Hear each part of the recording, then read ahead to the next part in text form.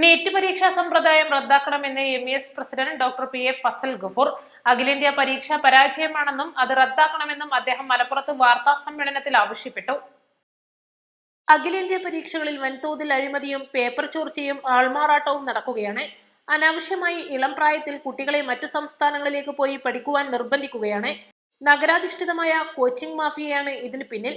തമിഴ്നാട് മുഖ്യമന്ത്രി സ്റ്റാലിൻ എടുത്ത നിലപാട് കേരള ഗവൺമെന്റ് പിന്തുടരണം. ഇത് സ്റ്റേറ്റിന്റെ അധികാരത്തിലുള്ള കൈകടത്തലാണെന്നും ഫസൽ ഗ്രൂപ്പ് അഭിപ്രായപ്പെട്ടു. ജാതി സെൻസസ്, സാമ്പത്തിക സാമൂഹിക സർവേ നടപ്പാക്കണം. ഏതെങ്കിലും സമുദായത്തിന് കൂടുതലോ കുറവോ വീതിച്ചിട്ടുണ്ടെങ്കിൽ അത് തിരുത്തണം. +2 മലബാറിൽ അധിക ബാച്ച് അനുവദിച്ച് മുഴുവൻ വിദ്യാർത്ഥികൾക്കും തുടർ പഠനം ഉറപ്പാക്കാം. SSLC പരീക്ഷയ്ക്ക് 30 മാർക്ക് മിനിമം എഴുത്തു പരീക്ഷയിൽ വേണമെന്നത് സ്വാഗതം ചെയ്യുന്നു. ഇപ്പോൾ 8 മാർക്ക് മാത്രം മതി SSLC പാസ്സാവാൻ. ഗ്രേഡിംഗ് സിസ്റ്റം എടുത്തു കളഞ്ഞ് പഴയതുപോലെ മാർക്ക് അടിസ്ഥാനത്തിലാക്കണമെന്നും അദ്ദേഹം ആവശ്യപ്പെട്ടു. 4 വർഷ ഡിഗ്രി കോഴ്സ് നടപ്പിലാക്കുമ്പോൾ സിലബസ് ഉടൻ തയ്യാറാക്കണം.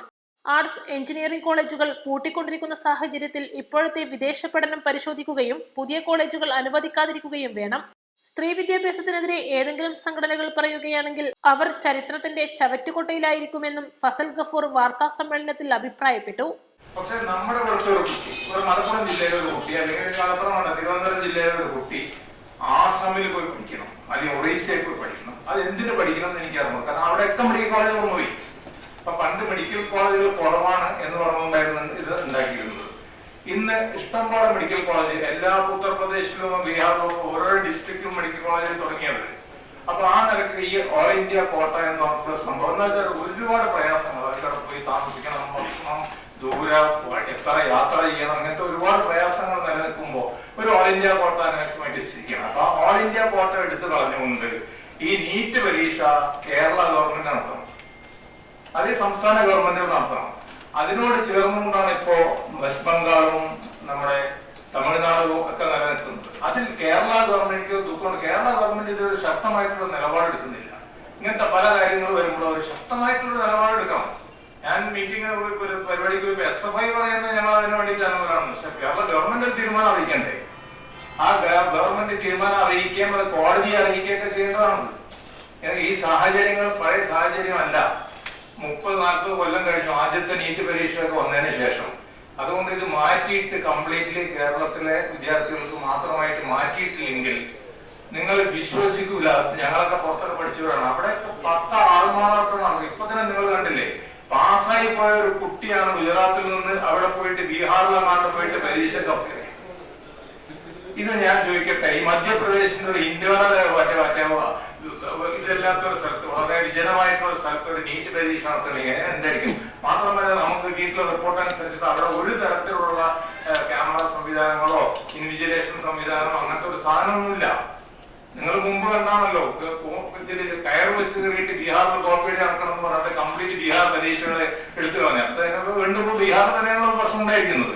അപ്പൊ ബീഹാർ, ഉത്തർപ്രദേശ്, മധ്യപ്രദേശ് തുടങ്ങിയ സംസ്ഥാനങ്ങളിൽ ഇതാണ് തുടരാൻ പോകുന്നത്. അതുകൊണ്ട് നമുക്കത് ഗുണകരമായിട്ടുള്ള ഒരു കാര്യമല്ല എന്നുള്ള നിലയ്ക്ക് കേരള ഗവൺമെന്റ് ഇതിനെതിരെ ശക്തമായിട്ടുള്ള ഒരു നിലപാടെടുക്കണം. ഇപ്പൊ JDU ബീഹാർ BJP ഗവൺമെന്റ് ആണല്ലോ അവിടെ ഉള്ളത്. അപ്പൊ അത് അംഗീകരിച്ച ഒരു കാര്യമാണ്. അന്ന് തന്നെ അവർ അംഗീകരിച്ചിട്ടുണ്ട് ഇത് സ്റ്റാർട്ട് ചെയ്യുന്ന കാര്യത്തിന്. അപ്പൊ കേന്ദ്രത്തിലും ജാതി സെൻസസ് നടപ്പാക്കേണ്ടതായിട്ട് വരും, സ്റ്റേറ്റുകൾ നടപ്പാക്കേണ്ടതായിട്ട് വരും. അപ്പൊ അതിനെ എതിർക്കുക എന്നുള്ളത് പറഞ്ഞിട്ടുള്ള ഒരു കാര്യമുണ്ട്. അപ്പൊ അതിനെ NSSന്റെ പഠനത്തിന് അതിന്റെ SNDP പറയുന്നതിന് നമുക്ക് ഒരു ഇത് കിട്ടുമല്ലോ. എന്താണ് വെള്ളാപ്പള്ളി പറഞ്ഞ ഒരു കൂട്ടം ആൾക്കാർക്ക് എല്ലാം കിട്ടിക്കൊണ്ടിരിക്കുന്നത്. ഇവിടെ സെൻസർ പറയട്ടെ, നമുക്ക് പറഞ്ഞാൽ പറ്റില്ലല്ലോ. അതിന്റെ തെളിവ് കൊണ്ടിട്ടെ, അതിനെ കണക്കെടുക്കട്ടെ. ഒരു കൂട്ടം ആൾക്കാർക്ക് തന്നെയാണോ കിട്ടുന്നത് എന്നുള്ളത് കണക്കെടുക്കാം.